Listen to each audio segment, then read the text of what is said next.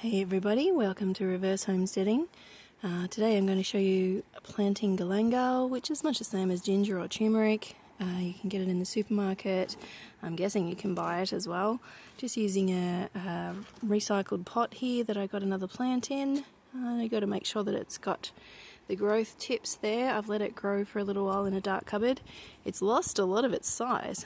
It was big and beautiful and ready to eat, but we don't eat a lot of Galangal, hence the smaller pot. I don't want it to multiply too much, but yeah, I'd like to have a little bit of a harvest of some. So I've pre-wet the soil, that's just potting mix, so it'll have a little bit of fertilizer in it, and make sure the best growth nodes are pointing upward, and just cover it with a little bit more potting mix. And the way that I usually do it is so that the growth node is almost just pointing up out of the soil. Not too much soil. Firm it down a little bit.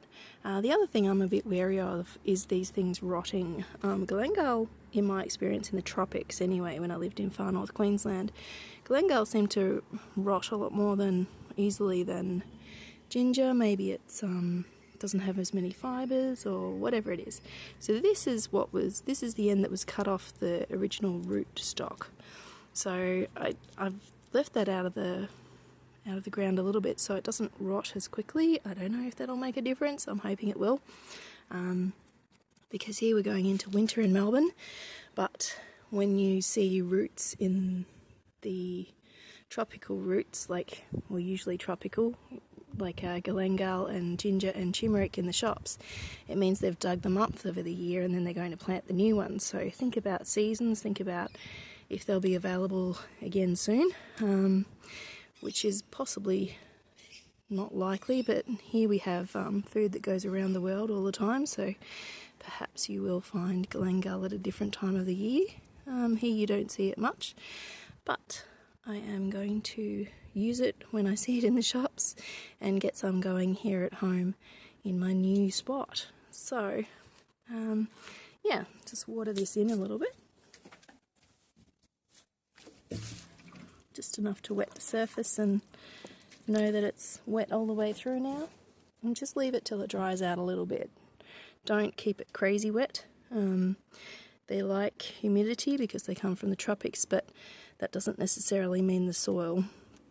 So yeah, let the soil dry out a little bit between waterings and it shouldn't rot, and it should grow quite a nice Galangal plant for you.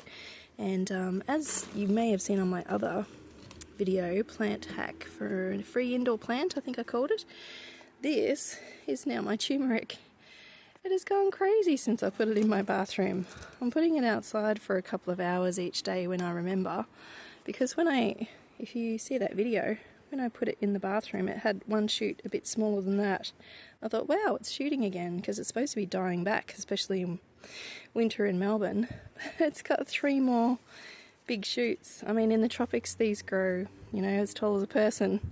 I hope it doesn't do that in my bathroom, but obviously it will be an outside plant if it tries to do that. But yes, it's pretty happy. So tropical plants indoors, even food plants, are just fine in Melbourne, it seems.